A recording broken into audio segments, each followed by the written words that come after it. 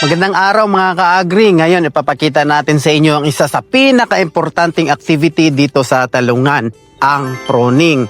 Pero bago ang lahat, malaking pasasalamat natin sa ulan kagabi. Sa mga nakaraang linggo, alam naman natin at ramdam natin ang sobrang init. Yung tipong kahit halaman parang napapagod na rin. Kaya ang ulan na ito hindi lang basta-basta tubig.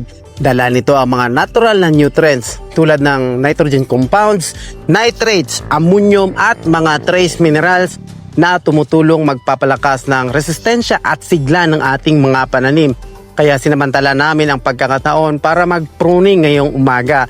At mapapansin ninyo, sobrang aga ng ating team ngayon, 4 sila at nagsimula sila ng sobrang aga talaga.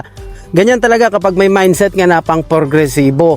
Alam nila na kapag maaga kang kumilos, maaga ka ring matatapos. Practical na, productive pa. Kasi aminin natin, alas 7, alas 8, alas 9 pa lang ngayon, sobrang init na talaga na parang alas 12 na parang tipong hindi ka na patapos nagkape, pinagpapawisan ka na. Kaya balik tayo dito sa pagpupruning ngayon na activity natin.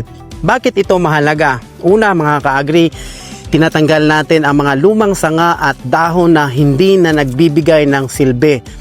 Pangalawa, nagpapaganda ito sa airflow sa loob ng ating mga talungan dito sa baba na portion lalo na. Kaya iwas din sa pagtambay at pagproduce ng mga peste na nagkukos ng mga sakit. At pangatlo, mas napupunta ang lakas ng halaman sa pagpalaki ng mga bunga, hindi lang sa sobrang dami ng dahon. At pang-apat, mas nagiging malinis at maayos ang ating farm. Kaya tingnan nyo, madaling i-manage at i-monitor. So mga ka-agri, tandaan nyo, ang pruning ay hindi lang basta-basta pagputol ng sanga. Isa itong epektibong teknolohiya sa pagsasaka lalo sa talong. Kapag ginawa natin ito sa tamang paraan at tamang oras, siguradong napakalaki ang epekto nito sa ani at kita. Kaya hindi sapat ang sipag lang sa panahon ngayon ng pagsasaka. Kailangan natin sabayan ng kaalaman, diskarte at tamang sistema. Dito pumapasok ang value ng modern farming techniques para hindi sayang ang pagod. Sulit ang bawat galaw. Sa mga kapwa natin mga planters, subukan nyo ito. Maliit na bagay pero napakalaki ang tulong sa long-term na production.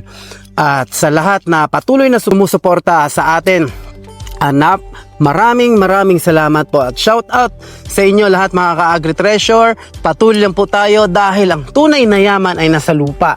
Basta tama ang ating ginagawa. Please like, follow and share para mas marami pa tayong matulungan. God bless us all and more power sa ating lahat.